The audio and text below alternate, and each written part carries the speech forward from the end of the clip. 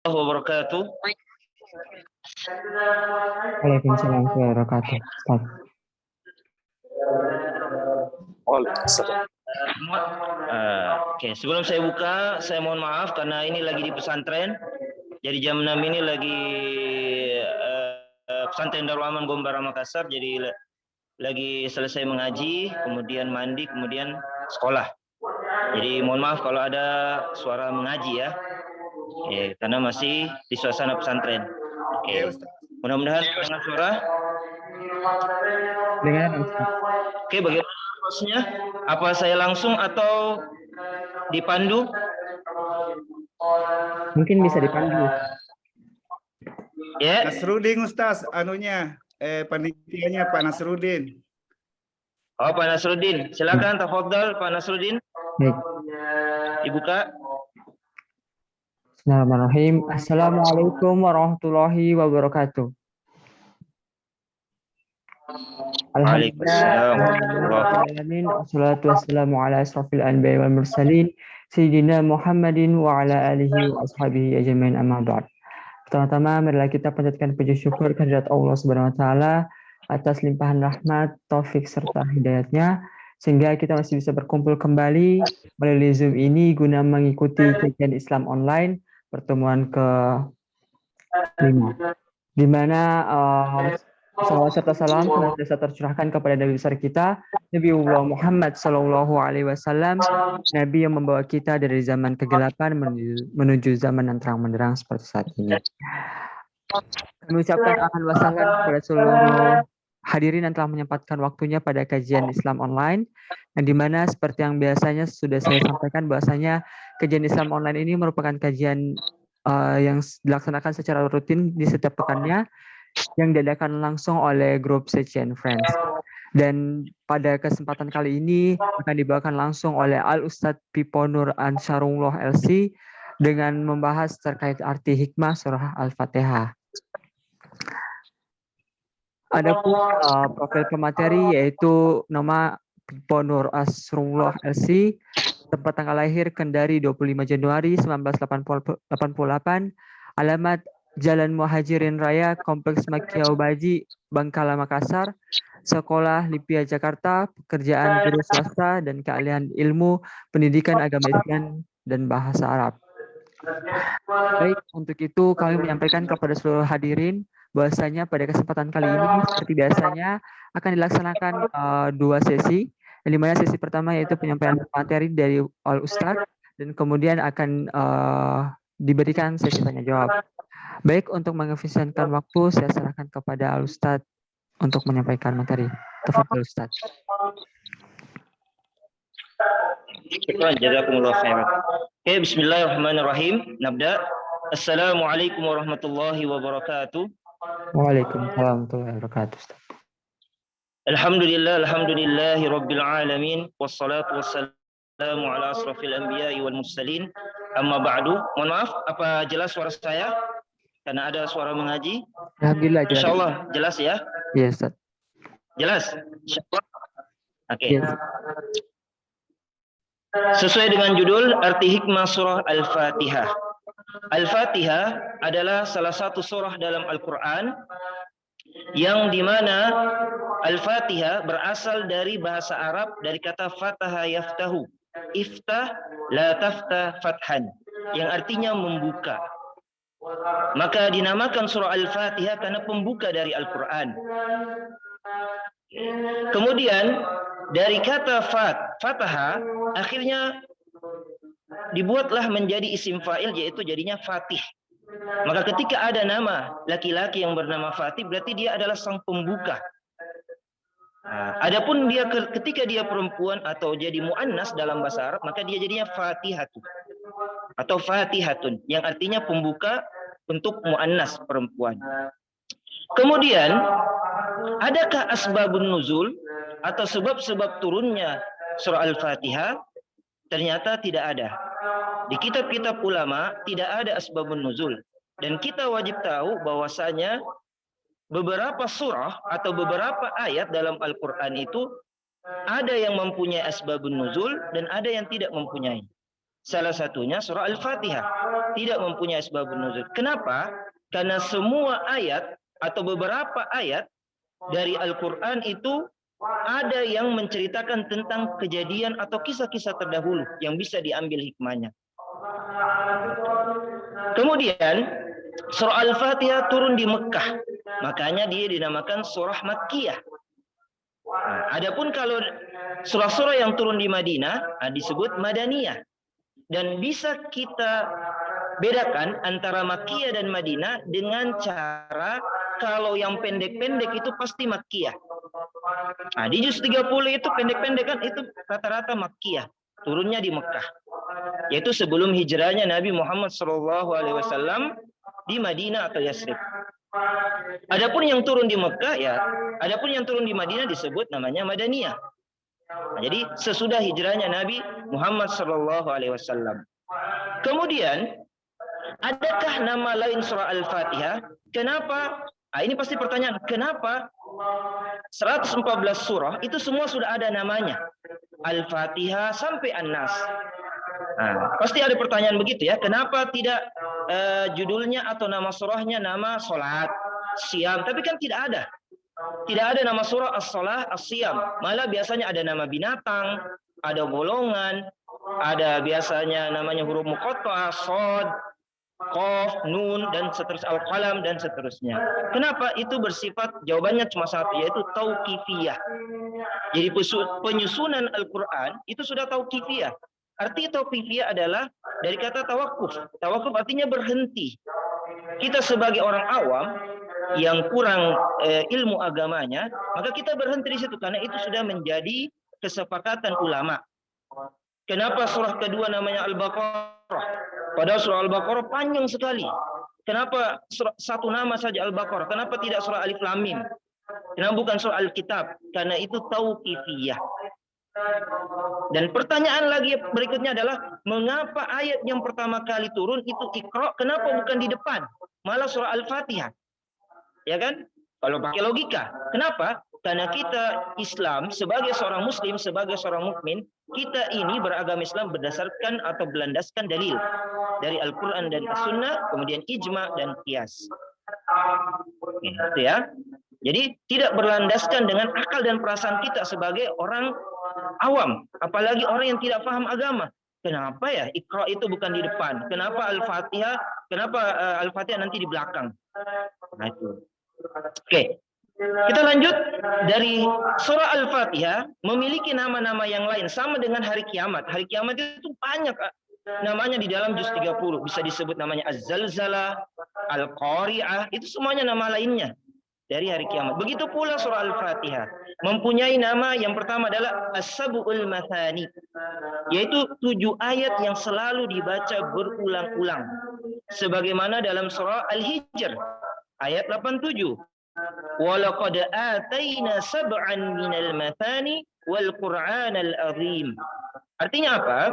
Dan sungguh kami telah memberikan 7 ayat yang dibaca secara berulang-ulang dan ayat tersebut adalah surah Al-Fatihah. Kemudian surah Al-Fatihah juga disebut Ummul Quran, sekaligus juga Ummul Kitab. Kenapa dinamakan Ummu? Nah, kalau kita belajar bahasa Arab, Ummu mungkin pernah dengar Ummi, ibuku. Ummu itu berasal dari bahasa artinya induk atau ibu. Maka ketika kita mengatakan Al-Fatihah atau Ummul Quran atau Ummul Kitab sama saja dengan kita kembali kepada Al-Quran. Sebagaimana seorang anak kecil yang menangis atau apa bersedih, maka dia akan kembali kepada ibunya. Begitu pula kita sebagai manusia. Ketika kita bersedih atau tertimpa musibah atau yang lainnya, fitnah dan lain sebagainya, ujian yang lain sebagainya yang tidak bisa, maka kita kembali kepada Allah Subhanahu wa taala, baca Al-Qur'an. Karena Al-Qur'an adalah isi curhat kita ya, curahan hati kita kepada Allah Subhanahu wa taala, walaupun kita tidak tahu artinya dan maknanya. Itulah mukjizatnya Al-Qur'an. Kemudian Al-Qur'an juga disebut namanya as-shalah. Kenapa? Karena ada dalilnya. La salata liman la taqra'u Fatihatul Kitab. Hadisnya sahih. Artinya apa? Tidak ada salat bagi orang yang tidak membaca surah Al-Fatihah. Maka dinamakan surah Al-Fatihah adalah surah as-shalah. Surah salat. Kenapa? Karena wajibnya kita membaca surah Al-Fatihah di setiap rakaat kita. Di setiap salat kita. Gitu ya. Kemudian yang keempat adalah Al-Qur'anul Azim. Al-Quran yang agung atau yang disebut juga Al-Quranul Karim, Al-Quran yang mulia.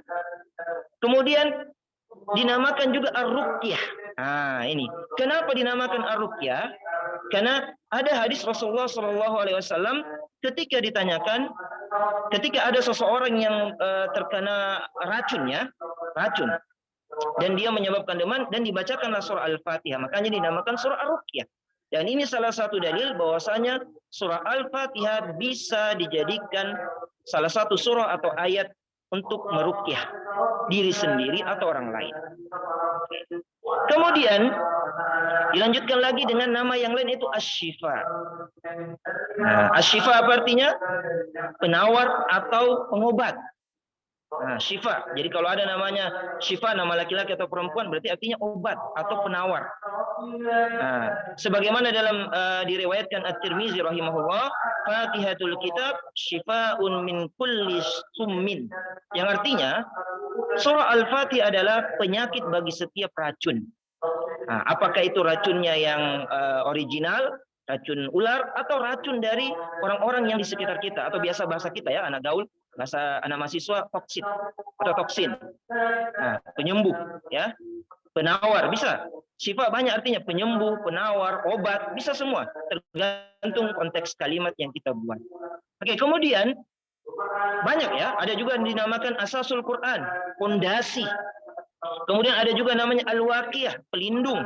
Al-Kafiyah, sesuatu yang mencukupi kebutuhan kita, dan seterusnya. Kemudian jumlah kalimat dalam surah Al-Fatihah itu ada 25 ya kalimat. Sedangkan hurufnya ada 113. Ini sebagai informasi saja. Nah, tidak ada apa namanya? Tidak ada cocok loginya bahwasanya 25 itu sesuai dengan angka-angka ini, enggak. Cuma menyampaikan saja bahwasanya kalimat dalam surah Al-Fatihah itu 25 kalimat, sedangkan hurufnya adalah 113. Oke. Kemudian kita masuk. Sebelum kita membaca surah Al-Fatihah, oke, saya bacakan dulu ya. A'udzu billahi minasyaitonir rajim. Bismillahirrahmanirrahim. Alhamdulillahi rabbil alamin. Ar-Rahmanir Rahim. Maliki yaumiddin. Iyyaka na'budu wa iyyaka nasta'in. Ihdinas siratal mustaqim. Siratal ladzina an'amta 'alaihim ghairil maghdubi 'alaihim waladdallin. Alhamdulillah. Oke, sekarang kita masuk ya. Bismillahirrahmanirrahim. Oke, sebelum kita masuk ke surah Al-Fatihah dari ayat 1 sampai ayat 7, sebelum kita memulai sesuatu, maka kita dianjurkan untuk atau disunnahkan oleh Rasulullah SAW ketika membaca Al-Quran atau suatu surah atau suatu ayat, disunnahkan untuk mengawali dengan ta'awuz atau isti'adzah. Apa artinya ta'awuz atau isti'adzah? Sama saja artinya meminta perlindungan kepada Allah Subhanahu wa taala dari syaitan yang terkutuk. Dalam hadis Rasulullah SAW, kalimat ta'awuz itu ada dua. Yang pertama yang sering kita ucapkan, a'udzubillahi minasyaitonir rajim, dan ada juga yang di riwayat lain, a'udzubillahi samil alim minasyaitonir rajim. Sama saja. Jadi kalau ada yang membaca a'udzubillahi samil alim minasyaitonir rajim, jangan dianggap salah. Karena ada hadisnya, ada dalilnya.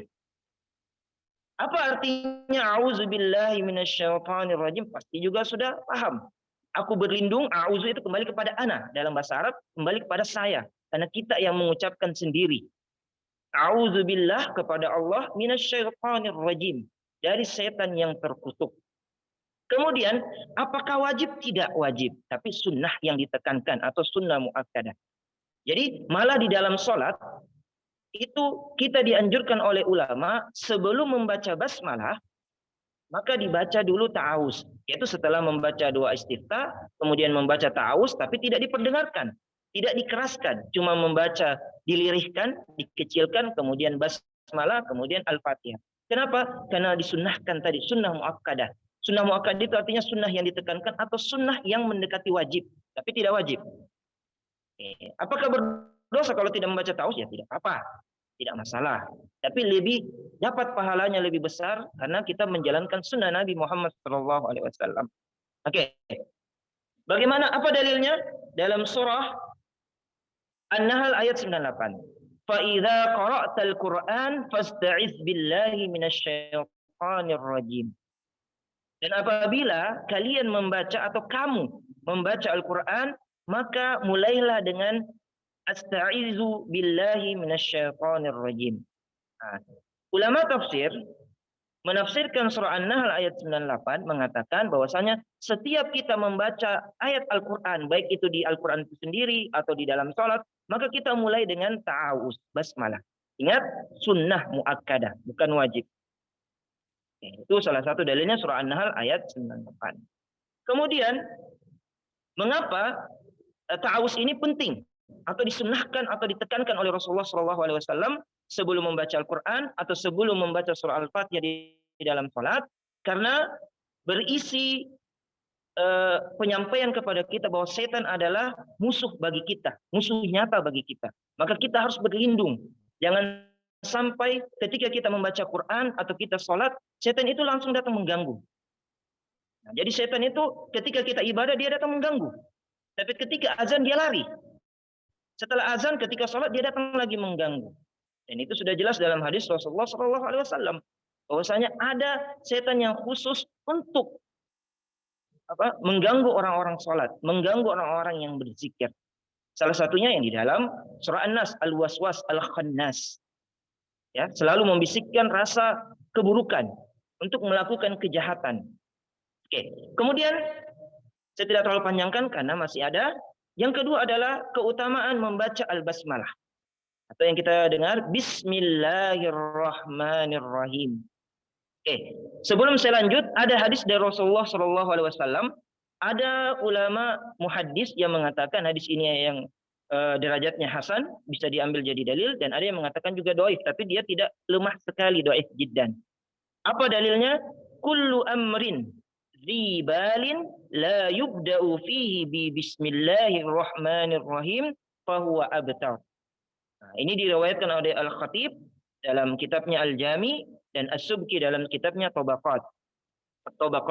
Oke. Apa artinya? Setiap perkara yang penting la yubda'u fihi, tidak diawali dengan bismillahirrahmanirrahim, maka amalan atau ibadah tersebut terputus pahalanya.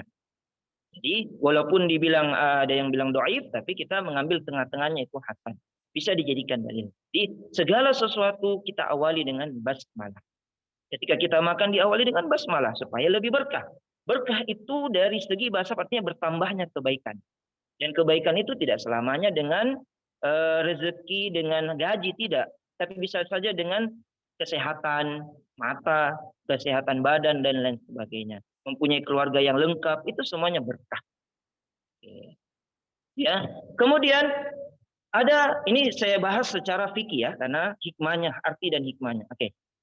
Secara fikih, Bismillahirrahmanirrahim, atau beberapa ulama fikih dan ulama tafsir mengatakan surah Al-Fatihah ini 6 ayat. Ada yang mengatakan 6 ayat, ada yang mengatakan 7 ayat.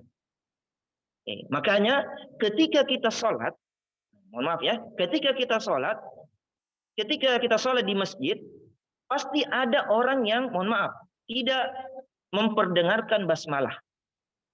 Dan yang kedua, ketika kita di masjid lain, memperdengarkan basmalah atau mengeraskan basmalah. Itu ada dalilnya masing-masing. Yang salahnya adalah orang-orang awam seperti kita yang bermasalah di pertanyaan, dan permasalahannya adalah pertanyaannya itu salah. Nah, contoh begini pertanyaannya, mengapa ada ustadz atau ada imam yang tidak, ini bahasanya, tidak membaca bismillah ketika sholat dan dia jadi imam? Nah, itu salah pertanyaannya. Sebenarnya mereka membaca basmalah. Kenapa? Karena tadi ada perbedaan pendapat ulama. Bahwasanya Al-Fatihah ini apakah 6 ayat atau 7 ayat. Kenapa? Karena kita perhatikan saja. Surah-surah yang, surah Al-Baqarah itu Bismillahirrahmanirrahim. Bukan ayat pertama. Tapi terpisah dari ayat pertama, yaitu Alif Lam Mim. Sedangkan surah Al-Fatihah ayat pertamanya adalah Bismillah. Jadi ada perbedaan pendapat ya. Makanya ketika ada orang yang imam kemudian melirihkannya, tetap membaca tapi tidak mengeraskan basmalah, maka sah sholatnya. Dan begitu pula kalau ada yang mengeraskan suara basmalah, ya tidak masalah, karena dalilnya ada masing-masing. Itu perbedaan di dalam hadis yang sama, hanya pemahamannya yang berbeda. Jadi itu ya, bismillahirrahmanirrahim.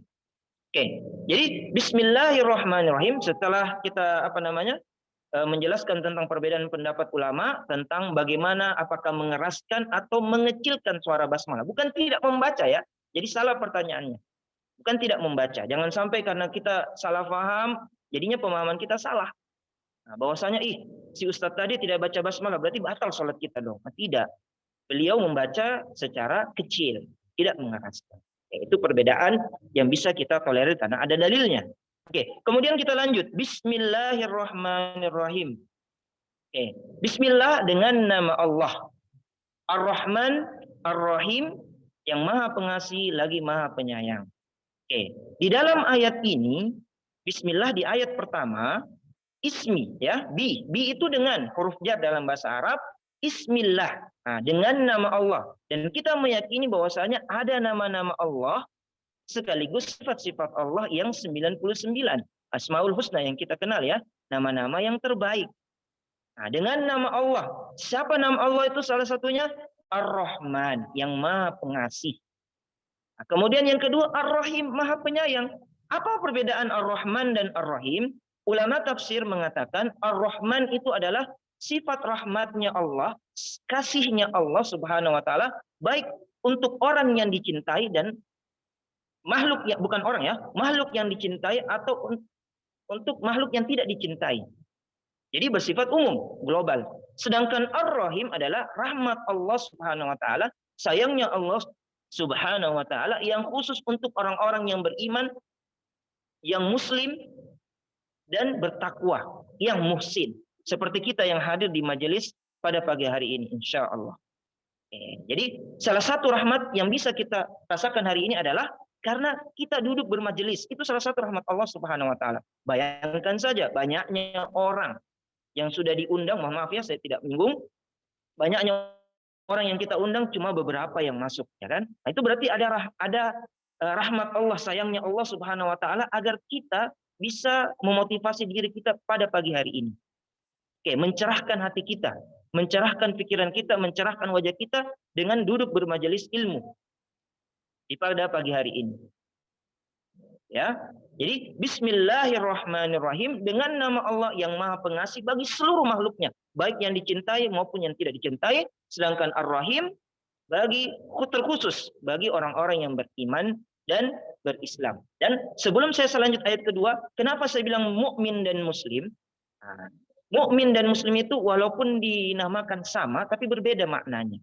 Kalau muslim itu adalah orang-orang yang beragama Islam, yang berserah diri. Nah, sedangkan orang yang beriman adalah orang yang sudah meyakini, orang yang sudah percaya. Maka ada pepatah ulama mengatakan orang yang beriman sudah tentu muslim, tapi orang yang muslim belum tentu beriman, belum tentu mukmin. Kenapa? Kita perhatikan, mohon maaf. Ketika kita perhatikan di sekitar kita atau di sekeliling kita lah, ada orang yang KTP-nya Islam tapi tidak menjalankan syariat Allah Subhanahu wa taala terutama salat. Ketika puasa Ramadan tidak menjalankan puasa. Maka ini dinamakan, kalau biasa bahasa kita adalah Islam KTP. Atau ada namanya juga Islam pribumi, Islam priai dan lain sebagainya. Padahal Islam itu tidak boleh dipadu-padankan dengan kata-kata yang lain. Dan Islam itu cuma satu. Tidak, bukan ada Islam liberal, Islam pribumi, Islam KTP, tidak ada. Itu ya. Kemudian kita lanjut. Kenapa orang beriman? Kita perhatikan saja dalam surah atau dalam Al-Quran. Al-Quranul Karim tidak pernah kita dapatkan nama surah Al-Muslim atau Al-Muslimun. Tapi kita dapatkan surah Al-Mu'min. Ayat pertamanya adalah qad aflahal mu'minun. Sungguh beruntung orang-orang yang telah beriman. Satupun ayat tidak ada namanya surah Al-Muslim. Dan ketika Allah Subhanahu wa taala memanggil makhluknya, orang-orang yang beriman, tidak pernah mengatakan, Allah Subhanahu wa taala tidak pernah berfirman atau mengatakan dengan wahai orang-orang yang Islam. Tapi selalu memanggil dengan wahai orang-orang yang beriman, ya ayyuhalladzina amanu. Dan ini diulang banyak kali. Ya ayyuhalladzina amanu, ada juga ya ayyuhan nas, ya ayyuhal kuffar, tapi tidak pernah mengatakan ya ayyuhalladzina aslamu, wahai orang-orang yang masuk Islam. Jadi ini perbedaannya secara singkat muslim dan mukmin. Mukmin sudah tentu muslim, dan muslim belum tentu mukmin. Apa perbedaannya? Kalau mukmin dia berdasarkan akidah, sedangkan muslim itu berdasarkan muamalah atau gerakan tubuh. Makanya rukun iman itu ada 6 dan rukun Islam itu ada 5. Oke. Saya lanjut. Kemudian di ayat kedua ya. Alhamdulillahi rabbil alamin. Oke. Alhamdulillahi rabbil alamin. Mengapa Allah Subhanahu wa taala memulai, ini yang saya ambil pendapat kedua ya. Mengapa Allah Subhanahu wa taala memulai ayat ini dengan alhamdulillah? Tadi yang pendapat pertama dengan basmalah. Sekarang pendapat yang kedua. Alhamdulillah. Kenapa? Karena al di sini bersifat istighraqiyah. Dalam bahasa Arab artinya istighraq. Berarti mutlak. Semua pujian itu hanya milik Allah Subhanahu wa taala. Adapun pujian dari manusia ke manusia itu sedikit saja. Tapi semua pujian harus kembali kepada Allah Subhanahu wa taala. Di dalam suatu hadis Rasulullah Shallallahu alaihi wasallam, seorang mukmin itu bisa diketahui keadaannya dengan dua. Yang pertama, ketika seorang mukmin itu bergembira, kemudian ditanyakan mengapa engkau bergembira, maka dia mengatakan alhamdulillahi bi ni'matihi tatimmus shalihat. Yang artinya segala puji bagi Allah Subhanahu wa taala yang menyempurnakan segala nikmat yang diberikan kepadaku. Dan ketika orang mukmin tersebut terkena musibah atau kesedihan dan lain sebagainya, maka bukan alhamdulillah bi ni'mati tatimmus shalihat. Dalam hadis mereka akan mengatakan alhamdulillahi ala kulli hal. Jadi seorang muslim itu diketahui keadaannya alhamdulillah tadi, tahmid tadi. Kalau dia mengucapkan ketika kita tanya kabarnya, bagaimana kabarnya hari ini, bagaimana usahanya hari ini, kalau dia bilang alhamdulillah bi ni'matihi tatimmus shalihat, maka keadaannya atau usahanya itu lagi bagus. Tapi ketika dia mengatakan alhamdulillah ala kulli hal, berarti usahanya atau kesehatannya mungkin sedang memburuk atau lagi sedih. Jadi itu hadis Rasulullah Shallallahu alaihi wasallam. Kemudian ada 5 ayat yang diawali dengan alhamdulillah. Salah satunya surah Al-Fatihah. Surah Al-Fatihah. Kemudian surah apa lagi? Di dalam surah Fatihah. Dijelaskan bahwasanya diawali dengan alhamdulillah. Surah Al-Kahfi, dia Sabah dan lain sebagainya. Jadi ada 5. Kenapa Allah Subhanahu wa taala? Karena pujian ini hanya milik Allah Subhanahu wa taala. Sebagai makhluk atau ciptaan Allah Subhanahu wa taala, jangan kita itu hanya milik Allah Subhanahu wa taala. Malah dalam satu hadis ketika orang ada yang memuji kita, maka kita kembalikan kepada Allah Subhanahu wa taala. Bahwasanya pujian itu hanya milik Allah Subhanahu wa taala. Tidak boleh kita, mohon maaf ya, kalau bahasa kita adalah kapujian. Suka untuk dipuji. Oke. Kemudian lillah. Segala puji atau mutlak puja dan puji itu milik Allah, lillahi. Li itu harfu jar yang tentu yang tujuannya adalah untuk satu tujuan. Lillahi. Jadi milik Allah Subhanahu wa taala. Kemudian Rabbil alamin. Tuhan semesta alam. Rabb berasal dari bahasa artinya mendidik atau pembimbing. Makanya ada namanya murabbi. Mungkin pernah dengar murabbi. Asal katanya dari kata rabba yurabbi, tarbiyah. Tarbiyah itu artinya pendidikan. Makanya di UIN ada namanya fakultas tarbiyah, fakultas pendidikan. Orang yang mendidik namanya murabbi. Kemudian padu padannya adalah dari kata rabbi. Maka Allah Subhanahu wa taala adalah pendidik, pembimbing semua makhluknya, pengatur. Alamin. Kenapa dinamakan al-alamin? Karena alam yang diciptakan oleh Allah itu banyak. Ada namanya alam manusia seperti kita sekarang, dan ada namanya alam jin. Kemudian ada namanya alam arwah, ada namanya alam barzah. Makanya ditutup dengan Rabbil alamin di ayat kedua. Alhamdulillahi Rabbil alamin. Pembimbing semua alam, pengatur semua alam. Baik itu alam manusia, alam jin, alam barzah, alam arwah, dan nanti akhirat. Kemudian dilanjutkan dengan Ar-Rahmanir Rahim. Ini sudah saya jelaskan tadi. Ar-Rahman sama dengan diulang ya dari ayat pertama yang kita ambil tadi, pendapat pertama bahwasanya bismillah itu termasuk dari 7 ayat surah Al-Fatihah. Ar-Rahman, Ar-Rahim tadi apa artinya? Ar-Rahman itu adalah sayangnya Allah Subhanahu wa taala atau kasihnya Allah Subhanahu wa taala kepada semua makhluknya, baik yang dicintai atau tidak dicintai. Semua makhluk, baik itu hewan, pepohonan, mohon maaf, orang kafir, orang non-muslim, orang yang murtad, itu masih kenapa?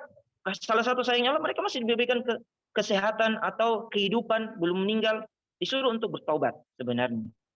Sedangkan Ar-Rahim adalah sayangnya Allah Subhanahu wa taala khusus bagi orang-orang yang beriman, muslim dan muhsin dan bertakwa. Ini ya. Kemudian dilanjut dengan Maliki Yaumiddin. Malik, Maliki Yaumiddin berasal dari kata malaka yamliku, milkun. Nah, Indonesia menyerapnya, bahasa Indonesia penyerapan. Nah, ini belajar bahasa Arab juga ya. 70%, kurang lebih 70% bahasa Indonesia itu serapan dari bahasa Arab. Secara tidak langsung, kita ini sudah berbahasa Arab sejak lahir sebenarnya, atau sebelum Indonesia merdeka sebenarnya. Karena rata-rata 70% itu bahasa Indonesia itu serapan dari bahasa Arab. Nah, contoh, ini yang jadi MC atau hostnya Nasaruddin. Nasar dari kata Nasar, penolong.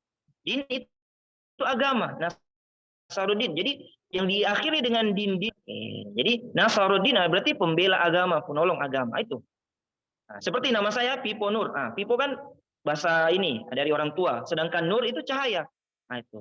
Jadi kita tidak terlepas dari bahasa Arab. Kenapa? Karena kita adalah bangsa Indonesia adalah mayoritas Muslim terbesar di dunia. Penduduk mayoritas Muslim terbesar di dunia. Malik. Kita kembali Malik. Jadi milk. Nah, Malik berarti pemilik. Nah, yang menguasai, namanya pemilik berarti yang menguasai, yang memiliki. Nah, kemudian Yaumiddin. Nah, ini tadi yang saya bahas. Din itu artinya agama. Tapi bisa saja maknanya berbeda. Itulah bahasa Arab. Satu bahasa Arab bisa bermakna banyak tergantung dari konteks kalimat yang bisa kita pahami dari ayat tersebut atau hadis tersebut atau dari literatur bahasa Arab tersebut. Yaumiddin di sini bukan artinya agama, bukan hari agama. Yaum artinya hari, adin bukan artinya agama, tapi hari pembalasan. Kenapa? Karena ketika kita beragama, maka kita akan dibalas oleh Allah Subhanahu wa taala. Kalau kita mengambil agama yang lain, maka Allah akan membalasnya. Dan begitu pula kalau kita meyakini agama Islam adalah agama yang sempurna, inna dina indallahil Islam, maka kita akan dibalas oleh Allah Subhanahu wa taala. Dan ini sebagai penyampaian penegasan juga bahwasanya orang muslim yang bermaksiat kemudian meninggal tapi masih meyakini adanya Allah Subhanahu wa taala, walaupun sebesar zarrah, sekecil semut kecil itu yang bau ya, sebesar zarrah itu, kalau masih ada keimanannya meyakini bahwasanya Allah tiada Tuhan yang berhak disembah selain Allah Subhanahu wa taala, maka dia akan masuk surga. Nah, itu Yaumiddin. Jadi din itu adalah agama, dan agama itu akan dibalas oleh Allah Subhanahu wa taala. Jadi yang menguasai hari pembalasan. Nah, Yaumiddin di sini ditafsirkan oleh ulama adalah hari kiamat. Yang menguasai hari kiamat. Dan masalah hari kiamat ini masalah yang tidak boleh kita ganggu gugat. Maksudnya apa? Tidak boleh kita memprediksi hari kiamat kapan terjadi. Nah, hari kiamat kapan terjadi? Kenapa? Karena hari kiamat sudah ditegaskan dalam hadis Rasulullah SAW akan terjadi itu pada hari Jumat. Tapi waktu Jumat tahun depan bagi laki-laki dianjurkan atau diwajibkan untuk salat Jumat. Nah, jangan sampai itulah hari terakhir kita di dunia. 12 tahun tanggal 9 bulan 9 tahun 1999. Kalau kita meyakini itu, maka kita secara tidak langsung keluar dari Islam. Karena kita kita meyakini perkataan orang daripada perkataan Allah Subhanahu wa taala dan perkataan Rasulnya. Jadi tidak boleh meyakini adanya ramalan-ramalan begitu ya. Yang kita yakini bahwasanya hari kiamat akan terjadi pada hari Jumat, dan kapan tanggal wa alam bishawab. Oke. Kemudian dilanjutkan dengan iyyaka na'budu wa iyyaka nasta'in. Iyyaka na'budu wa iyyaka nasta'in ini berisi tentang inilah ayat yang paling banyak, mohon maaf ya, yang paling banyak umat Islam selisihi. Nah, selisih. Kenapa? Karena mereka selalu sholat 5 waktu, 17 kali sholat wajib ya, 17 kali dalam sehari semalam, tapi mereka masih syirik. Nah, masih menduakan Allah, menyekutukan Allah.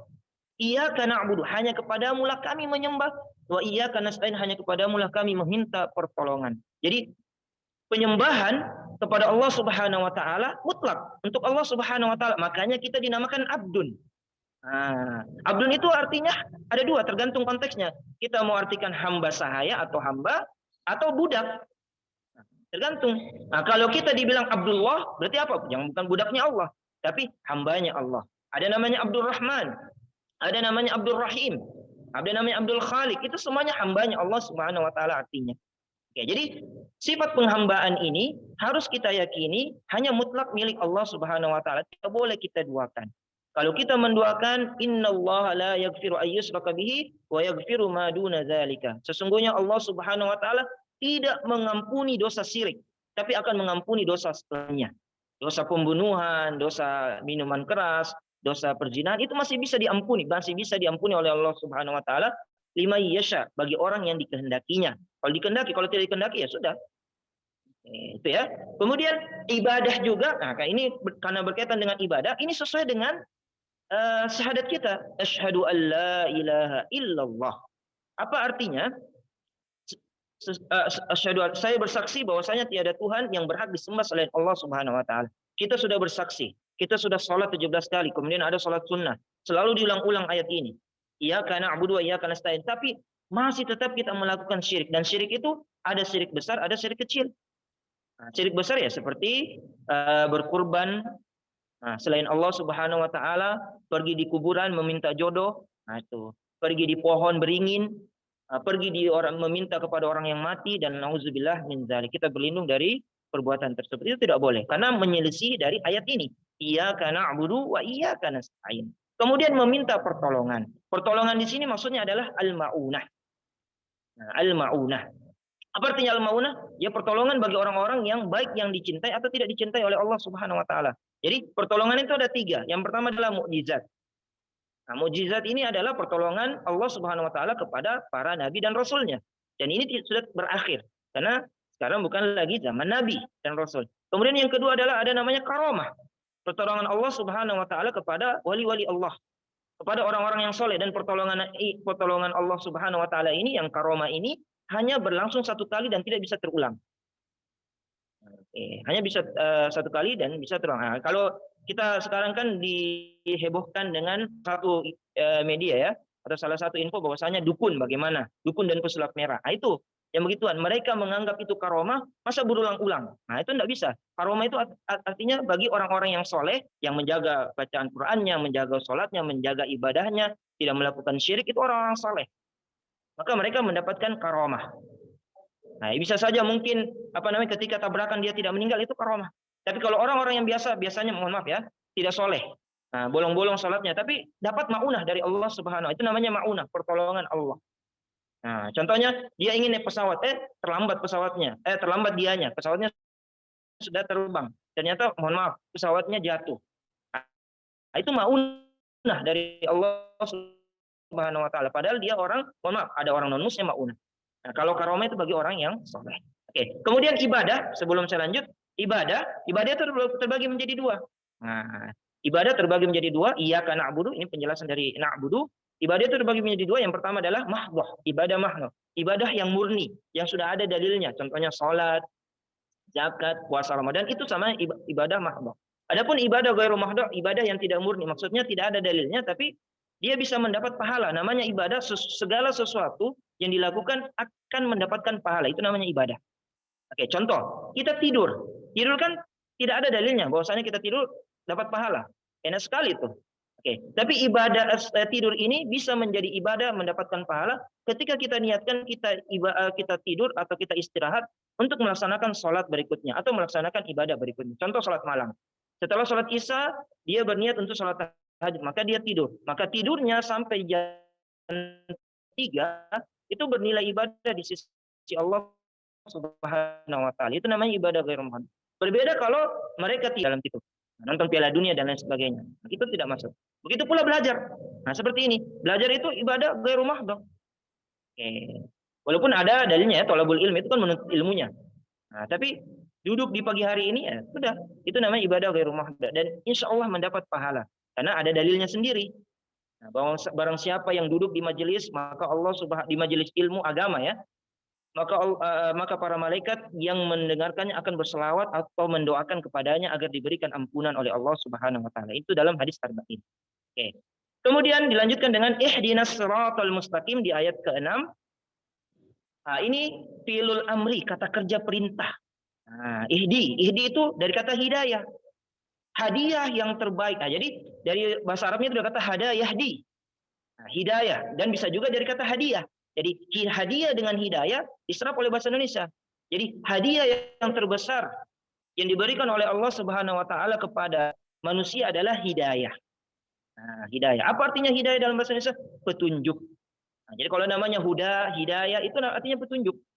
Nah, bimbingan. Oke. Kemudian hidayah ini terbagi menjadi dua, ada namanya hidayatul irsyad. Dan yang kedua adalah hidayatul taufik. Nah, kalau di Indonesia namanya taufik hidayat. Nah, pemain bulu tangkis ya dibalik.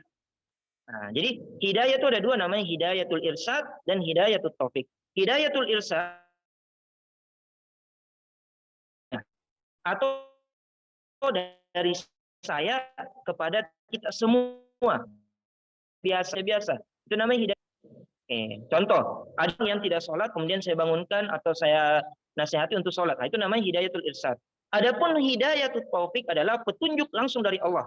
Hak prerogatif Allah Subhanahu wa taala. Adapun dia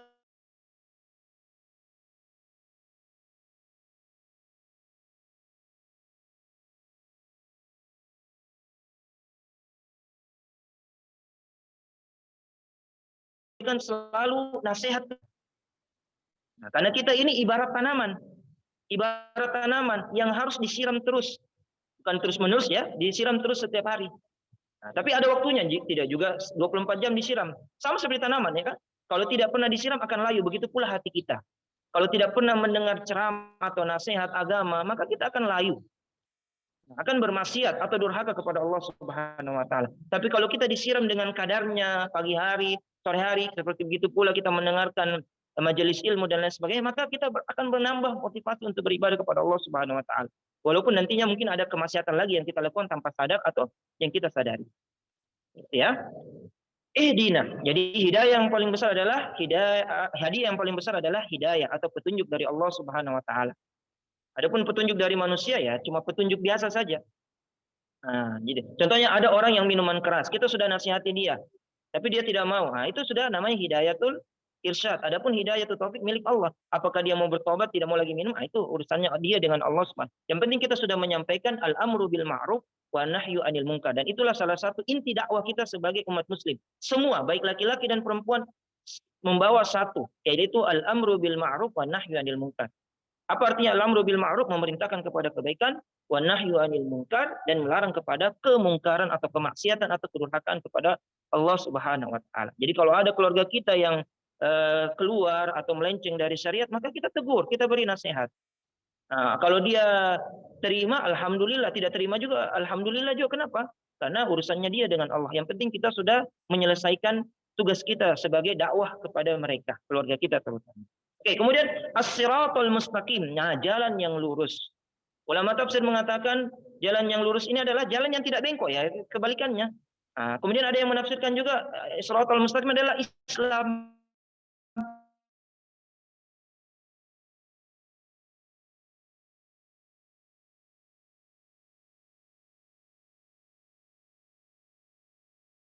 Jalan yang lurus. Nah, dijelaskan dengan ayat berikutnya, ayat terakhir yaitu ayat ke-7. Siratal ladzina an'amta 'alaihim. Apa artinya an'amta? Nah, itu dari bahasa Arab, nikmat. Oke, jalan yang engkau berikan nikmat kepada mereka. Oke. Apa yang dimaksud nikmat sini? Nah, siratal ladzina an'amta 'alaihim ini dimaksudkan orang muslim, orang mukmin, orang yang beriman. Adapun ghairil maghdubi alaihim tidak dimurkai oleh Allah Subhanahu wa taala itu orang Yahudi. Kemudian waladhdallin bukan orang-orang yang sesat, itu orang Nasrani. Jadi apa itu siratal mustaqim? Kalau kita jadi pengertiannya siratal mustaqim sudah dijelaskan di ayat ke-7. Apa itu? Yang pertama adalah siratal mustaqim atau jalan yang lurus adalah jalan yang ditempuh oleh orang-orang yang saleh, orang-orang yang beriman. Baik itu nabi, sahabat, orang-orang yang soleh zaman ini dan zaman yang lalu, pokoknya semua kena.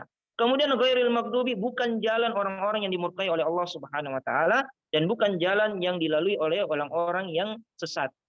Mengapa Allah Subhanahu wa taala membagi 3 golongan manusia di sini? Kenapa? Karena Allah Subhanahu wa taala telah memberikan nikmatnya secara luas, dan nikmat yang paling besar adalah nikmat iman dan Islam. Makanya selalu ketika khatib berbicara di hadapan mimbar selalu mengatakan alhamdulillah, segala puji bagi Allah yang telah memberikan nikmat iman dan Islam. Karena nikmat ini yang paling besar selain nikmat-nikmat yang lain. Ada orang buta tapi masih bisa melaksanakan sholat, bisa membaca Al-Quran. Ada orang yang pincang kakinya masih bisa pergi melangkahkan kakinya ke masjid untuk sholat. Itu nikmat. Walaupun ada kekurangan, mereka mensyukuri nikmat Allah Subhanahu wa taala. Coba bayangkan orang yang di rumah sakit yang ingin yang ingin beribadah kepada Allah Subhanahu wa taala tapi tidak mampu karena sakit yang dia derita. Ada juga di dalam ayat Al-Qur'an menjelaskan bahwasanya orang-orang yang di kuburan itu, orang-orang yang sudah dikuburkan itu malah ingin dibangkitkan kembali untuk menambah ibadahnya. Karena mereka merasa dirinya masih sedikit melaksanakan ibadah ketika masih hidup di dunia. Nah, maka berbekallah, khairuz zadi. Nah, sebaik-baik bekal adalah takwa. Khairuz zadi takwa. Okay. Kemudian kenapa Allah Subhanahu wa taala ghairil maghdubi alaihim, yang dimaksud orang Yahudi? Orang Yahudi ini mereka mengetahui kebenaran tapi tidak mengikuti kebenaran tersebut. Makanya dibilang ghairil maghdubi. Maghdubi itu dari kata ghadab. La taghdab, marah ya. Nah, dimurkai. Kemurkaan Allah bagi orang-orang Yahudi. Kenapa? Mereka kebenaran. Di kitab mereka, Taurat itu dikatakan bahwasanya ada nabi terakhir namanya Muhammad. Tapi ketika Nabi Muhammad hadir, kemudian diutus sebagai nabi dan rasul, mereka tidak beriman. Nah, kemudian mengapa dinamakan orang Nasrani waladhdallin, orang-orang yang sesat? Mereka meninggalkan kebenaran, bukan mengetahui ya, mereka meninggalkan kebenaran dan mengikuti kebodohan dan kesesatan. Akhirnya mereka menjadikan 3 Tuhan atau Trinitas. Dan ini sudah dijelaskan dalam surah Al-Imran, tidak boleh menjadikan Tuhan itu menjadi 3. Nah, Tuhan Allah, Tuhan Yesus, dan Tuhan yang lain sebagainya. Jadi inilah 3 golongan manusia yang dijelaskan oleh Allah Subhanahu wa taala di dalam surah Al-Fatihah. Semoga kita termasuk ada orang-orang yang diberikan nikmat oleh Allah Subhanahu wa taala, siratal ladzina an'amta 'alaihim. Kemudian, nah ini berhubungan dengan fikihnya, apakah amin itu ini kebiasaan yang salah ya. Nah, ini mohon maaf ya, kebiasaan yang salah bagi kita sebagai umat Islam ketika kita membaca Al-Qur'an surah Al-Fatihah, ketika tadarusan mengucapkan amin. Coba kita buka Al-Qur'an atau kita buka ini yang ada di layar. Ini ada kata amin ya. Nah, ini tidak diambil langsung dari Al-Qur'an, tapi diambil dari tulisan orang ya. Karena di dalam Al-Qur'an tidak ada tulisan amin. Oke, ini berkaitan dengan fikih. Kapankah kita mengucapkan amin? Oke, ada 2. Yang pertama adalah ketika imam, dalam hadis Rasulullah SAW, "Iza qala al-imam waladhdallin faqulu amin." Apa artinya? Apabila imam ketika sampai di ayat waladhdallin, maka makmum mengatakan amin. Oke, amin. Nah, itu jadi ketika sholat. Kemudian kapankah yang kedua? Yaitu ketika kita selesai membaca doa. Selesai membaca doa. Contohnya, masalahnya ini adalah kesalahan yang sudah tersebar ya. Kalau dalam bahasa Arab namanya al-akhfau asy-syai'ah. Fil mujtama. Kesalahan-kesalahan yang sudah tersebar yang di masyarakat yang tidak susah lagi diubah. Sebenarnya bisa diubah tapi susah. Kenapa? Karena mereka sudah meyakini bahwasanya itu begitulah adanya, ada dalilnya. Nah, jadi ketika membaca doa, selesaikan dulu doanya baru diaminkan. Jangan baru bilang Rabbi ghfirli, amin. Wali walidayya, amin. Warhamhuma, amin. Sama Rabbayani shaghir, amin. Itu tidak usah. Amin itu di akhir. Rabbi ghfirli wali walidayya warhamhuma kama rabbayani shaghir. Baru aminkan, amin. Atau nanti selesai semua doa baru diaminkan. Jangan setiap baru satu kata amin. Oke, itu ya. Malah ada, ini saya pernah dengar ceramah, malah jangan sampai Pak imamnya, kita kan biasa sebagai makmum di masjid, kita mengaminkan doa-doa dari imam. Jangan sampai imamnya ini nyeleneh. Nah, nyeleneh maksudnya apa? Jangan sampai dia berdoa, ya Allah berikan saya contohnya mobil yang mewah, apa istri yang kedua yang cantik. Kita aminkan di belakang. Nah, itu makmum, itu bahaya. Jadi kita harus tahu dulu apa yang mereka ucapkan, baru kita aminkan. Itu ya doa. Jadi amin itu cuma ada dalam waktu salat. Kemudian ketika baca doa di akhir doa, dan ketika kita membaca Al-Qur'an tidak boleh diaminkan. Jadi ketika kita baca ya, siratal ladzina an'amta 'alaihim ghairil maghdubi 'alaihim waladdallin. Cukup. Tidak usah ada aminnya. Karena bukan dalam waktu sholat, bukan juga dalam waktu berdoa. Walaupun Al-Fatihah doa, tapi kan niat kita bukan doa, tapi baca Al-Quran. Baru dilanjut surah Al-Baqarah. Nah, ini salah satu fikihnya. Kemudian masih ada 10 menit ya, 9 menit kurang lebih. Oke, kemudian kandungan. Oke, sebagai kesimpulan sebelum membuka tanya jawab, kandungan istimewa surah Al-Fatihah yang tidak ditemukan dalam surah lainnya dalam Al-Quran. Yang pertama adalah surah ini mengandung 3 macam tauhid. Oke. Pasti ada yang bertanya, kok tauhid dibagi menjadi 3? Padahal tauhid itu dari segi bahasa Arab artinya 1. Nah, pembagian ini sudah ada di zaman sahabat dan tabi'in. Memang di zaman Rasul tidak ada, tapi kan siapakah yang paling lebih tahu Rasulullah SAW daripada sahabatnya? Kita ini yang jauh belum tentu tahu, cuma dikabarkan saja. Dan yang paling mencintai dan paling tahu seluk-beluk Rasulullah SAW adalah para sahabatnya. Dan pembagian macam tauhid ini sudah dijelaskan zaman dahulu ya, zaman sahabat. Hanya ada beberapa orang, mohon maaf, yang beberapa orang atau di Indonesia ya yang tidak meyakini adanya pembagian tauhid ya, tidak masalah. Nah, itu namanya pendapat masing-masing, tidak masalah. Pembagian tauhid ini yang saya pahami dan yang saya sudah pernah pelajari bahwasanya pembagian 3 macam tauhid ini hanya supaya agar kita termotivasi saja sebagai penyemangat bahwasanya selama ini yang kita baca atau yang kita yakini ini adalah tauhid ini namanya. Tauhid itu namanya. Tauhid itu terbagi menjadi 3. Yang pertama adalah tauhid rububiyah. Tauhid rububiyah adalah pengesahan. Tauhid itu artinya pengesahan ya. Nah, pengesahan dalam perbuatan Allah. Diambil dari ayat Rabbul Alamin. Jadi Rabbul Alamin. Jadi Rabb itu tadi pendidik, pembimbing, pengatur. Berarti Allah adalah Rabb satu-satunya yang mengatur jagat raya ini. Nah, yang mengatur jagat raya ini. Jadi kita harus meyakini adanya tauhid rububiyah. Bagi yang meyakini ya. Kalau tidak meyakini tidak masalah. Yang penting sudah paham bahwasanya tauhid itu adalah pengesahan Allah Subhanahu wa taala, tidak menduakan. Kemudian yang kedua adalah tauhid uluhiyah, pengesaan ibadah hanya untuk Allah. Tidak boleh kita beribadah selain Allah Subhanahu wa taala. Diambil dari ayat tadi, iyyaka na'budu wa iyyaka nasta'in. Ibadah na'budu dan meminta pertolongan hanya milik Allah Subhanahu wa taala. Kemudian yang ketiga adalah tauhid asma wa sifat. Nah, ini pasti sering dengar asma wa sifat, yaitu mentauhidkan Allah dengan nama dan sifatnya. Yang memiliki sifat sempurna, nama yang sempurna atau yang disebut dengan asmaul husna. Tidak melakukan takhtil, menolak sifat Allah, menjadikan tamsil, menyerupakan dengan makhluk, kemudian tasbih, menyerupakan dengan sifat makhluknya lagi, kemudian kesemuanya telah ditunjukkan dalam lafaz alhamdulillah. Alhamdu, Ar-Rahman, Ar-Rahim. Ar-Rahman, Ar-Rahim itu tauhid asma wa sifat. Jadi 3. Kemudian yang kedua adalah surah ini menetapkan adanya kenabian. Bahwasanya kenabian Nabi Muhammad SAW pada ayat ihdinas siratal mustaqim. Tunjukilah kami jalan yang lurus. Karena hal ini tersebut tidak akan bisa tercapai. Kita tidak akan mencapai jalan yang lurus kalau tidak ada Rasul yang dikirim oleh kita, kepada kita ya. Oleh Allah Subhanahu wa taala kepada kita. Dan Nabi yang terakhir, Rasul terakhir adalah Rasulullah Shallallahu Alaihi Wasallam, Muhammad Shallallahu Alaihi Wasallam. Kemudian yang ketiga adalah adanya penetapan balasan terhadap amalan yang dikerjakan seperti tertera dalam Malik Yaumiddin. Nah, itu tadi hari pembalasan. Semua amalan baik itu kebaikan sekecil zarrah, keburukan sekecil zarrah, maka Allah akan membalasnya karena balasan Allah itu adil, tidak akan ada yang dizalimi. Tidak akan ada yang dizalimi. Kemudian yang keempat adalah surah ini menetapkan adanya takdir, ketetapan, ketentuan. Dan seorang hamba itu pelaku sebenarnya. Tidak seperti yang diyakini Qadariyah yang menolak takdir dan Jabariyah yang menyatakan manusia dipaksa oleh takdir. Jadi ada beberapa aliran-aliran di dalam Islam yang melenceng dari syariat Islam. Bahwasanya takdir itu tidak berkaitan dengan Allah. Nah, ini namanya Qadariyah dan Jabariyah.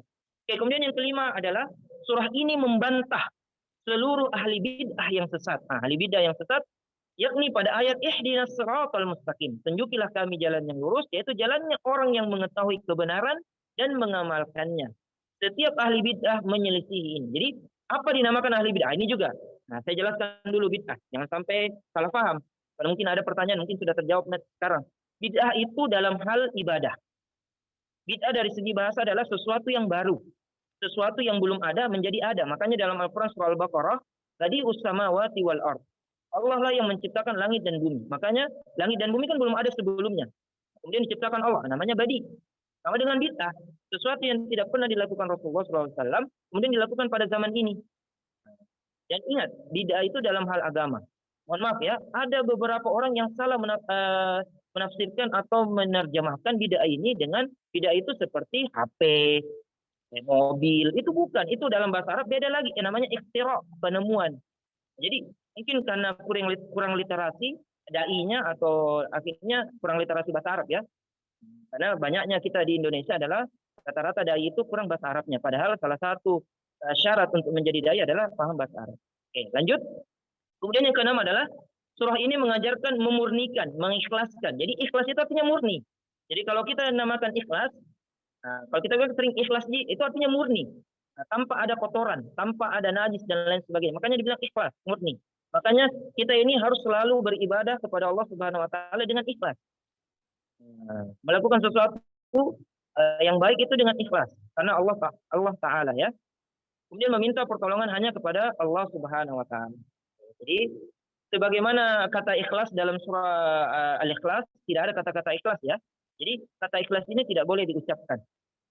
Contoh, ketika kita memberikan sesuatu kepada seseorang atau yang kurang mampu, ini uang 10 juta. Cukup saja, ini uang 10, ini uang 1 juta, ini uang 100 ribu, ini uang 500, ini uang 500 rupiah atau 1000 rupiah. Tidak usah ada bilang, saya ikhlas nih, tidak usah.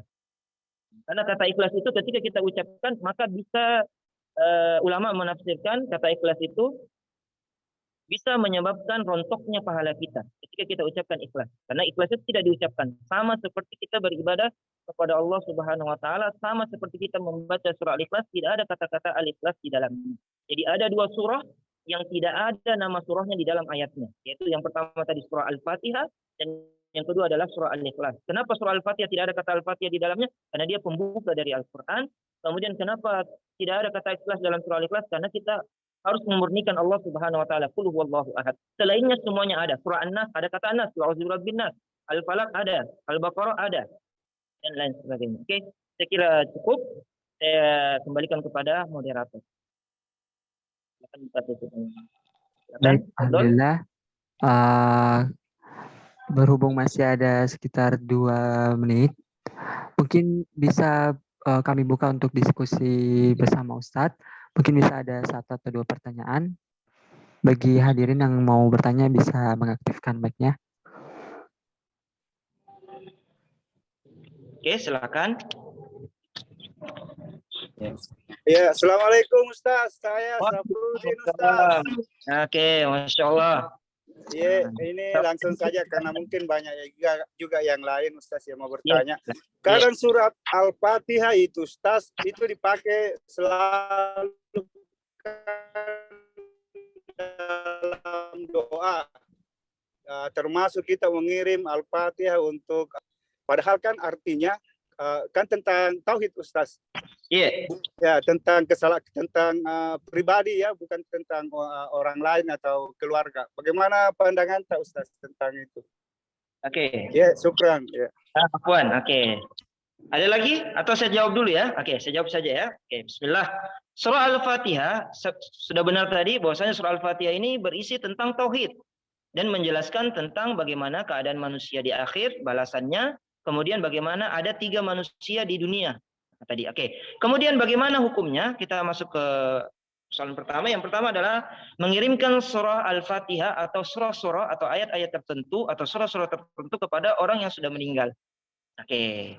Dan kita harus sebelum saya sampaikan situ, kita dengarkan dulu. Man ahdasa fi amrina hadza falaysa minni fa huwa raddun. Itu hadisnya Aisyah radhiyallahu anha dari Rasulullah SAW dan hadisnya sahih. Yang artinya apa?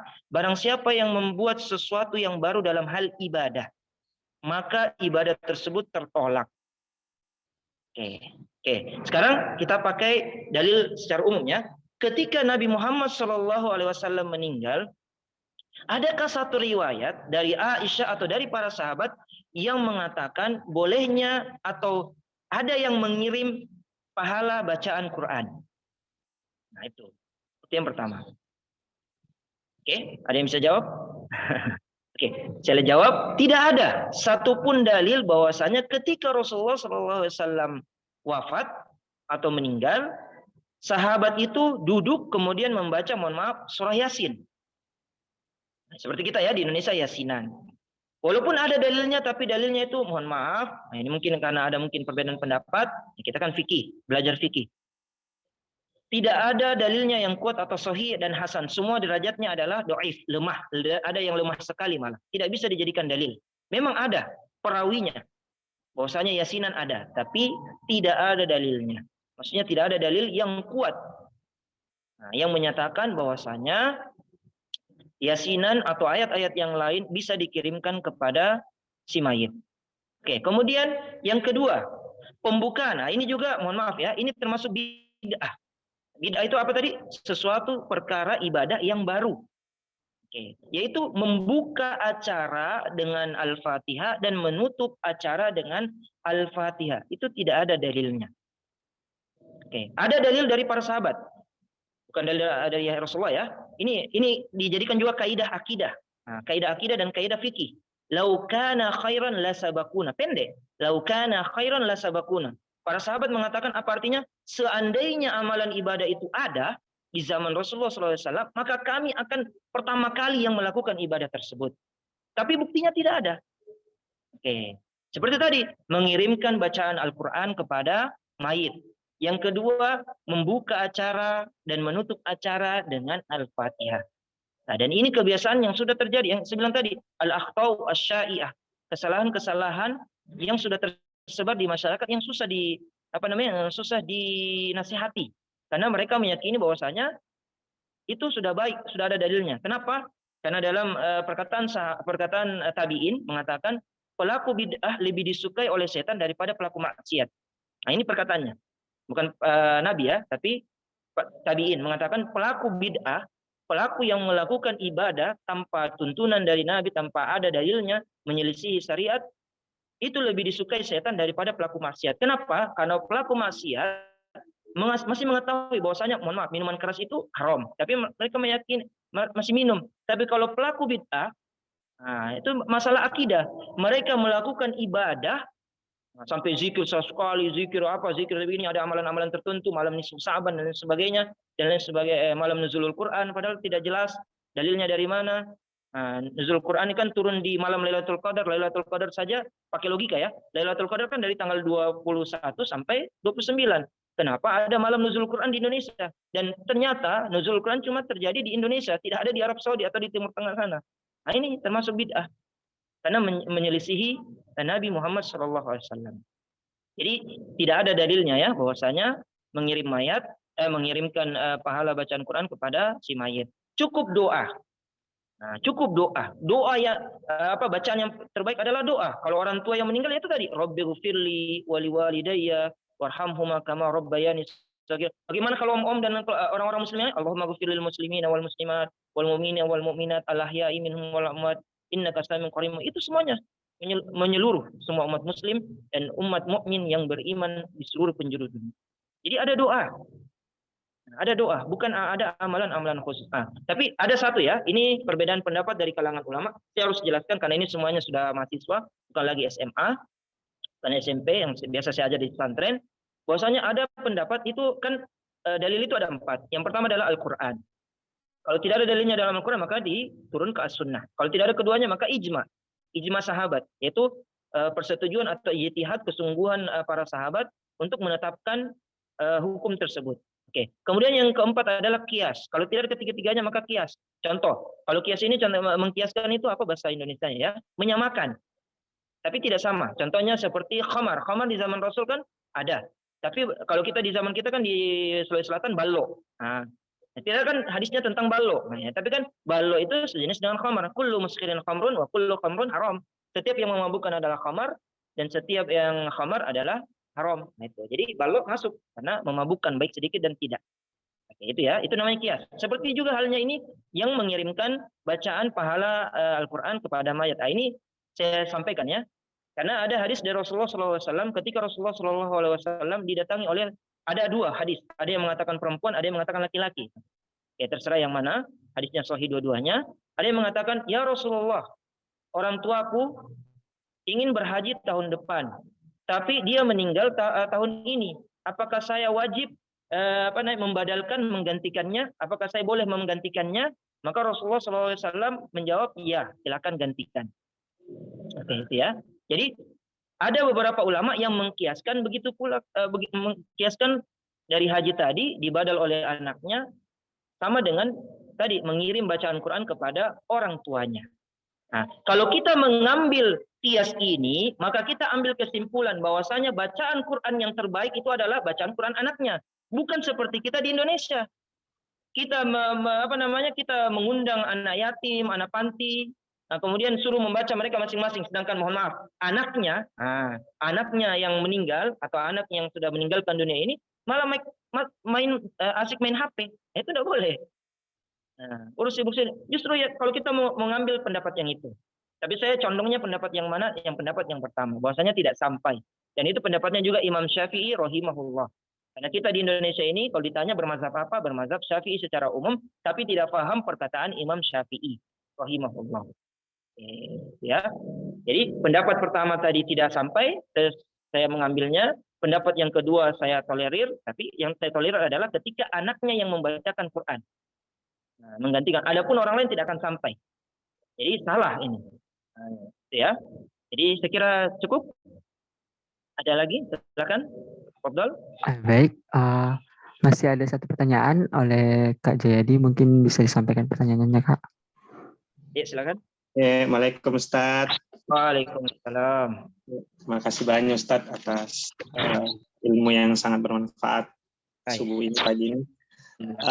Ustadz, saya pernah juga mengikuti kajian tentang surah Al-Fatihah, tapi sudah lama kali waktu SMA. Nah, di sana dijelaskan salah satu ayat di surah Al-Fatihah itu di ayat ke-6, ihdinas siratal mustaqim, itu diumpamakan pula sebagai doa untuk dimudahkan nanti pas di sirat yang jalan menuju surga, Ustadz. Oh ya. Nah, ya itu apa memang itu juga makna dari surah ayat ke-6 ini, Ustadz. Iya. Itu saja, Ustadz. Makasih, Ustadz. Oke. Langsung saya jawab, Di. Oke. Bismillah. Oke. Tadi ada penanya, lupa namanya ya. Oke, Akhina Jayadi ya.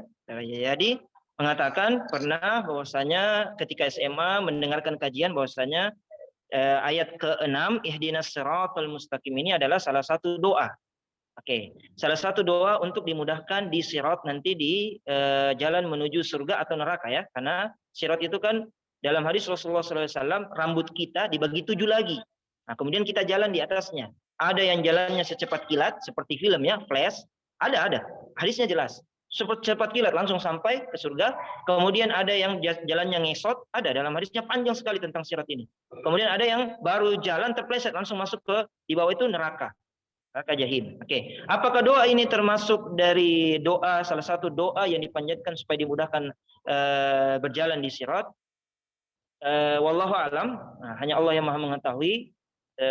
Sepengetahuan saya atau yang saya pernah pelajari tidak pernah ada dalil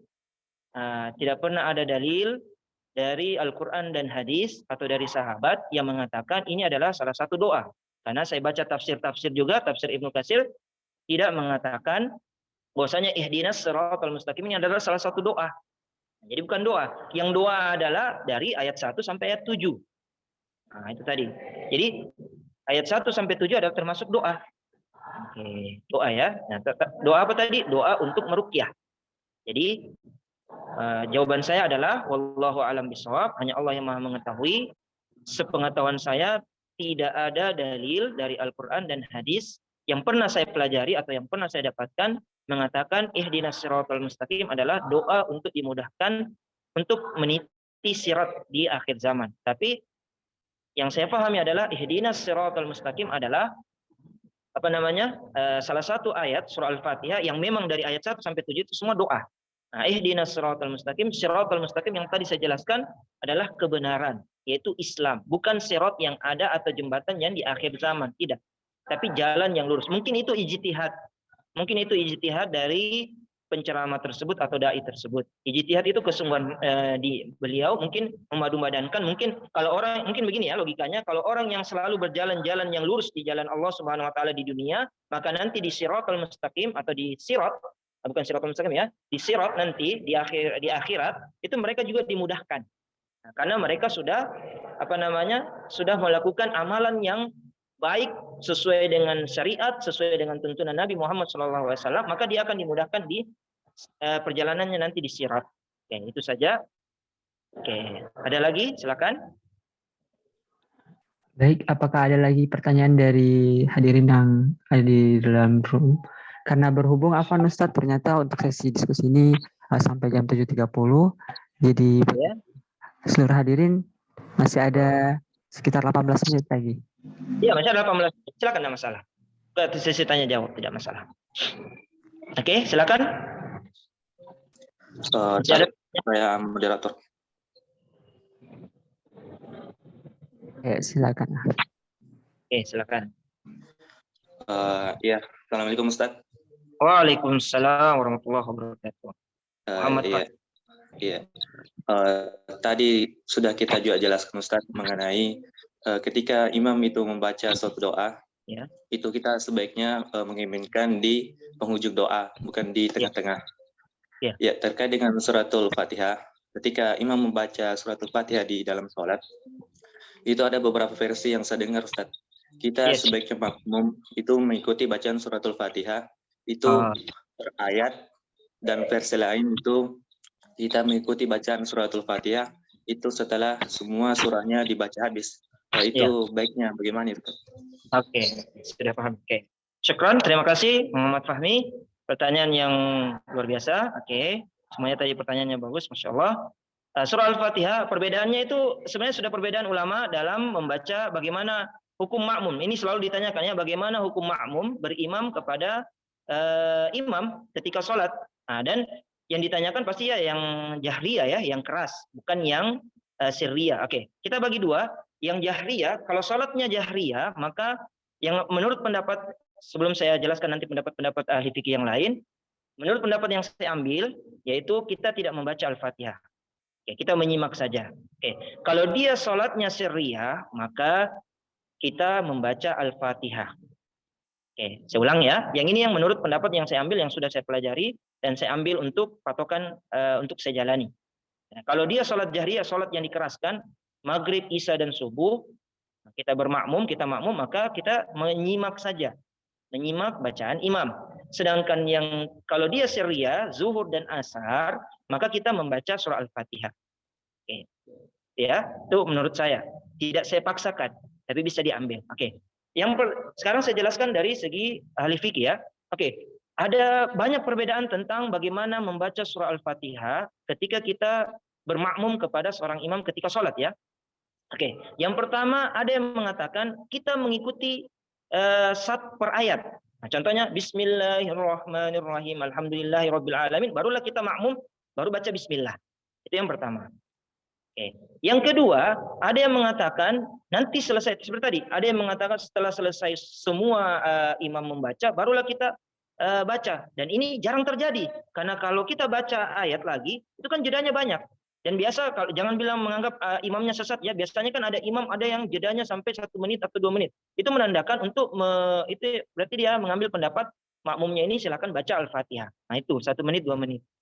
Bagaimana kalau imamnya yang rata-rata di mayoritas di Indonesia atau di tempat kita Sulawesi Selatan cepat, tidak ada jeda, langsung saja Bismillah. Nah, maka caranya adalah menyimak saya tadi. Jadi Bismillah seperti itu tadi. Nah, menyimak saja. Jadi itu saya. Terserah yang mana diambil. Apakah kita menyimak atau mengikuti yang tadi yang kedua? Nah, atau kalau yang ketiga kan tidak mungkin. Yang ketiga tadi bagaimana? Yang selesai dulu imam semua baru kita baca surah Al-Fatihah dari ayat 1 sampai 7. Dan ketika kita baca pasti cepat-cepat kan Alhamdulillahirabbil. Itu kan tidak sempurna. Dan fikihnya begini ya. Baca Al-Fatihah itu harus sempurna. Itu tadi la tasihus salata illa bi Fatihatil kitab. Tidak sah salat kalau kita tidak baca surah Al-Fatihah dengan baik dan benar. Nah ini, jadi baca Al-Fatihah ini tidak boleh secara cepat. Karena tidak boleh. Harus kita baca pelan-pelan. Ini sesuai dengan dalil warattilil Qur'ana tartila. Baca Al-Quran dengan pelan-pelan. Ya, tidak terburu-buru. Itu. Jadi ini wajib. Salah satu rukun salat adalah Al-Fatihah. Oke, jadi surah Al-Fatihah banyak perbedaan bagaimana cara membacanya. Malah saya pernah baca 7 perbedaan itu. Cara pembacaan Al-Fatihah. Makmum kepada imam. Nah, yang 3 saja saya ingat ya. Yang pertama tadi itu dibaca per ayat, kemudian kita ikuti, tapi per ayat imam ayat kedua kita ayat pertama. Kemudian yang kedua menyimak saja. Nah, menyimak saja tidak usah kita ikuti, kita simak saja. Alhamdulillahirabbil alamin arrahmanir rahim. Kemudian yang ketiga adalah baca dulu semua imamnya baru kita baca. Tapi kan itu tidak mungkin. Nah, itu 3 saja. Ada 7 kalau tidak salah, kurang lebih 7 perbedaan pendapat tentang membaca surah Al-Fatihah. Terserah yang mana. Kalau saya sih, kalau kita masih mahasiswa, ya nyimak sajalah. Itu tadi, kalau 3. Nah, saya bukan memaksakan ya, tapi saya sampaikan. Itu yang lebih enak. Kenapa lebih enak? Karena ada dalilnya. Bukan lebih enak karena perasaan saya, tidak. Karena ada dalilnya. Masing-masing itu. Karena perbedaan, begini, perbedaan hadis, jadi hadisnya satu, tapi perbedaan ulama tentang memaknai hadis itu beda-beda. Nah, tapi perbedaan mereka didasarkan dengan dalil, bukan berdasarkan dengan perasaan. Nah, itulah ulama zaman dulu. Beda kalau ulama zaman sekarang, sesuai dengan perasaannya. Nah, yang mengaku ulama. Oke. Saya kira cukup ya. Sudah terjawab atau masih ada yang diragukan, disangsikan? Muhammad Fahmi? Iya Ustaz, cukup. Silakan. Oh, Afwan. Silakan. Baik, apakah masih ada pertanyaan lagi dari hadirin? Baik, Ustadz mungkin saya bisa bertanya terkait penjelasan tadi Ustadz, mengenai Al-Fatihah itu atau Al-Quran itu termasuk sebagai asyifa atau penalar rasa sakit. Nah, ini ada pertanyaan Ustadz, kira-kira kalau Al-Fatihah dibacakan untuk kita yang sedang sakit, itu kalau dari pendapat Ustadz sendiri, apakah ada kayak semacam aturan-aturan dari sahabat atau nabi yang mengajarkan bahwa kalau kita merasakan sakit dan kita mau merasakan pulih lagi kembali, itu kita harus membaca Al-Fatihah atau bagaimana, dan kemudian bagaimana cara pengaplikasiannya, apakah melalui media air atau ada langsung kayak dihembuskan nafasnya ke anggota tubuh yang rasa sakit seperti itu, Ustaz. Oke, saya sudah tangkap. Oke, bismillah. Oke, Al-Fatihah sebagai juga namanya asyifa. Sebenarnya bukan Al-Fatihah saja. Dari Al-Fatihah sampai surah Nas itu syifa. Karena sudah dijelaskan dalam syifa, ya. Semua ayat Al-Qur'an itu adalah obat. Nah, seperti tadi saya jelaskan dulu. Jadi kalau kita lagi susah, kena musibah dan apa lain sebagainya, sedih, maka baca Al-Qur'an. Itulah curhatan kita kepada Allah. Karena Al-Qur'an adalah kalamullah, perkataan Allah, firman Allah. Jadi ketika kita membaca Al-Quran, maka ibaratnya kita itu berbicara langsung kepada Allah Subhanahu Wa Taala, karena perkataannya langsung kita baca. Walaupun kita tidak tahu artinya, kita bayangkan saja banyaknya orang yang menangis, orang-orang yang non Muslim ketika dengar Al-Quran, mereka menangis, padahal mereka tidak tahu artinya. Nah, itu kenapa? Karena ada kemujizatan Al-Quran. Sampai-sampai dalam surah Al-Jin, jin itu sampai wow, bilang gitu, wow, amazing. Bagaimana Al-Quran ini turun dari Allah Subhanahu Wa Taala dan mereka beriman dalam surah Al-Jin, ya. Oke, saya tidak panjangkan. Aturan bacaannya berarti berkaitan dengan ruqyah, ya. Nah, ini ruqyah itu ada 2. Ada ruqyah syar'i, ada namanya ruqyah syirkiyah. Oke, ala bi zikrillah tatmainnul qulub. Oke. Nah, dengan mengingat Allah Subhanahu Wa Taala maka hati akan tenang. Oke. Kita lanjut. Ruqyah itu ada 2. Nah, ruqyah syar'iyah, ruqyah atau kita bahasa Indonesia ruqyah, ya. Ruqyah yang sesuai dengan dalil dan ruqyah yang syirik. Nah, yang menyekutukan Allah. Kalau menyekutukan Allah pasti paham lah. Nah, mereka baca seperti kemarin, mohon maaf ya, yang pawang hujan saya tidak sebut nama. Yang pawang hujan baca katanya qul huwallahu ahad 3 kali, kemudian baca amalan-amalan tertentu, baca bahasa Bali ke bahasa apa, Bone, bahasa Bugis. Nah, itu tidak boleh. Tidak boleh disamakan ayat dengan ayat kata-kata yang lain. Oke, kita lanjut. Ruqyah syariah. Ruqyah syariah itu ada ketentuannya. Jadi orang-orang yang meruqyah, sebenarnya ruqyah itu tidak boleh jadi profesi. Tidak boleh jadi profesi. Tidak boleh jadi profesi dan tidak boleh kita menamakan diri peruqyah, tidak boleh sebenarnya. Tidak boleh, ya, bukan saya bilang haram, tidak. Maksudnya tidak boleh. Ulama masih banyak berbeda pendapat. Oke, saya tidak jelaskan masalah perbedaan pendapatnya antara pekerjaan. Intinya ruqyah syar'i adalah ruqyah atau ayat-ayat atau hadis-hadis yang jadi doa memang sudah dianjurkan oleh Rasulullah SAW untuk dibaca ketika sakit. Oke, apa yang pertama? Ada yang pertama. Yang pertama adalah memakai Bismillah saja. Jadi yang pertama adalah Bismillah. Tidak ada basa-basa bugis dulu apakah tidak ada. Langsung saja Bismillah, kemudian ditiupkah atau langsung diusap kepada yang sakit. Contohnya kita lagi sakit di bagian betis, maka Bismillah. Diusap saya 3 kali. Bismillah, Bismillah, Bismillah. Tapi ketika kita mengucapkan doa Bismillah, kita yakin dulu dengan doa itu dia menyembuhkan atau tidak. Nah, jadi pertanyaannya kepada kita masing-masing. Jadi ketika kita berdoa harus yakin. Jadi syarat doa itu adalah ada 2, tadarruan wa khufiyatan. Nah, ini dulu. Jadi sebelum kita masuk ke ruqyah, kan ruqyah itu termasuk doa-doa. Jadi kita harus doa dulu. Nah, apa yang pertama? Tadarruan, harus meyakini bahwasanya doa kita akan terkabul. Nah, meyakini. Oke, kemudian yang kedua adalah khufiyatan, takut. Takut tidak terkabul doa. Jadi 2 ini, sifat ini harus ada dalam satu doa ketika kita berdoa. Senang untuk dikabulkan dan takut tidak dikabulkan. Jadi harus itulah syaratnya doa. Nah, itu salah satu syaratnya ya, dari syarat-syarat yang banyak. Oke. Jadi ketika kita mengucapkan Bismillah dan yakin kita sembuh, insya Allah disembuhkan oleh Allah. Tapi kalau kita cuma main-main saja, Bismillah, Bismillah, itu tidak akan sembuh karena kita tidak yakini bacaan Bismillah itu. Kemudian ada juga ruqyah ya, pakai surah Al-Fatihah. Nah, sebenarnya surah Al-Fatihah juga ada dalilnya, lebih condongnya itu 3 kul sebenarnya. Nah, makanya ada namanya Al-Mu'awwizatain. Nah, 2 surah yang terutama itu surah Nas dan surah Al-Falaq. Kenapa? Itu ada sebab nuzulnya. Sebab-sebab turunnya. Oke, sebelum kita masuk ke sana, kalau Al-Quran itu namanya asbabun nuzul. Sebab turunnya Al-Quran. Kalau hadis itu asbabul wurud. Beda ya. Sebab datangnya hadis. Nah, beda. Jadi jangan sampai salah mengungkap ada asbabun nuzulnya hadis, tidak ada. Asbabul wurud. Sebab datangnya hadis itu kenapa? Kejadiannya apa? Oke, itu lanjut ya. Jadi sebenarnya ada yang paling syar'i itu yang pertama adalah baca Al-Fatihah 3 kul, kemudian 2 ayat terakhir di surah Al-Baqarah. Nah, itu kemudian ayatul kursi. Sebenarnya semua bisa kita hafal. Nah, itu kita baca setiap hari. Sebenarnya ruqyah itu yang paling bagus adalah ruqyah pagi, zikir pagi dan zikir petang. Nah, itu termasuk. Zikir pagi itu kita di ruqyah, kita dilindungi oleh Allah Subhanahu wa taala dari beberapa kejahatan. Yang pertama dari kejahatan manusia.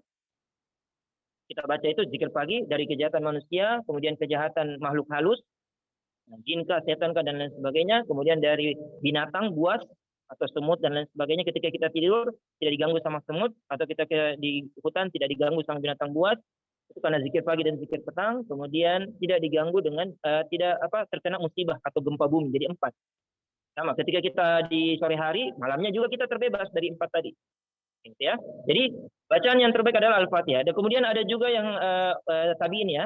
Nah, tabiin mengambil karena kan Al-Fatihah sebagai ruqyah, dia setiap pagi, bukan setiap pagi ya, ketika dia merasakan sakit, dia wadahnya air putih. Jadi air yang sudah dimasak ya, lebih bagus dimasak. Bagaimana kalau air gelas? Ya kan tidak dimasak. Nah, tapi kalau mau karena buru-buru, lebih bagus katanya dimasak, lagi hangat, kemudian dibacakan Al-Fatihah, atau terserah airnya, yang penting sudah dimasak ya, bukan air mentah, kemudian dibacakan Al-Fatihah, ditiupkan, kemudian kita minum. Itu ruqyah untuk diri sendiri. Itu ruqyah untuk diri sendiri. Al-Fatihah saja, Al-Fatihah saja. Nah, itu. Jadi untuk meruqyah diri sendiri, baca saja Al-Fatihah, kemudian tiupkan di air tadi. Tidak ada baca-bacaan yang lain, itu saja.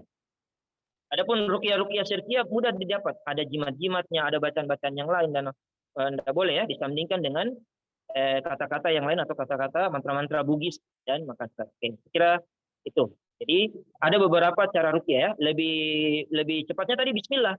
Yang pertama tadi Bismillah, diusap. Contohnya sakit kepala, Bismillah, Bismillah. Ya kalau tidak sembuh ya minum obat atau pergi ke dokter. Itu sebagai wasilah ya, sarana. Bukan sebagai penyembuh. Penyembuh adalah Allah Subhanahu wa taala. Ruqyah juga begitu. Doa itu yang dari Al-Qur'an dan dari hadis. Nah, itu sebagai sarana saja. Adapun yang menyembuhkan adalah Allah. Kita yakin ya, ingat. Syaratnya adalah yakin. Nah, kemudian yang kedua, takut kepada Allah Subhanahu wa taala tidak dikabulkan. Jadi yakin dan takut. Harus bercampur. Kira cukup? Silakan. Ada lagi pertanyaan? Masih ada 5 menit. Terima kasih Ustaz atas jawabannya. Apakah masih ada pertanyaan lagi dari hadirin yang ada di dalam room?